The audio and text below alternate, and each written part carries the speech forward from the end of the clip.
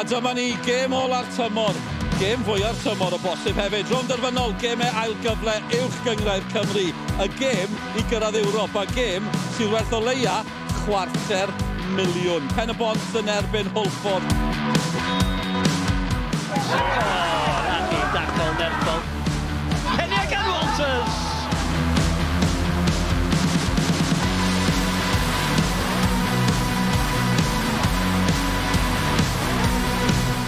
Dau streicar, barod ei gilydd, cyfuno. Un yn flicio, un yn barod amdani. Venables, mae o 20 oed. Dim gobaith i fan not. Pen-y-bont un, Haverford dim. Un o'r ddau yma mynd i dynnu allan. A Nathan Wood. O, mae o'n campus. Campus gan Nathan Wood a Venables. Mae hwnna'n gyfla. Mae hwnna'n gyfla anar. Wood. Ond yma Owen Pritchard ar ôl hon. Owen Pritchard, mae yna i Pritchard! O, taro'r postyn! Ond am gyfla, i Haverford adael i'r bel fownsio. O'ch chi'n gwybod na chi mewn trwbl yma. Gyfle fan hyn i Hawkins. Hawkins ar y draed chwith! O, draws wyneb y gol. Ail-fyw i gymryd y gigfyddio i nisel y tro hon o taro'r postyn! I hangfa i Pen-y-bont. Oedd y golwr yn syrdan, oedd y golwr yn llonydd.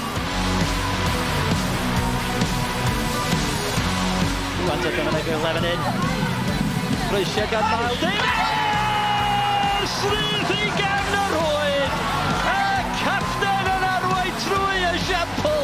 A'i croesiad, a'i ergyd! Diolch bwys gyda fo o gwbl! Y chwiban ola! Chwaraewyr, torf, cefnogwyr, tîm reoli Pen-y-bont sy'n dathlu. Doedden nhw'n di ennill gêm ers yr holl. A pan oedd hi'n cyfri, maen nhw di ennill y ddwy ola. It's been an emotional season for so many individuals within our changing room. The resilience we've shown to come through, and look, I just think from a football perspective, do we deserve to go through? Maybe not, but from a human perspective, we did. And Venice showed his class again, absolute hero, and obviously Mael came up with a stunner as well. Pen-y-bont sydd yn ennill rownd derfynol y gemau ail gyfle.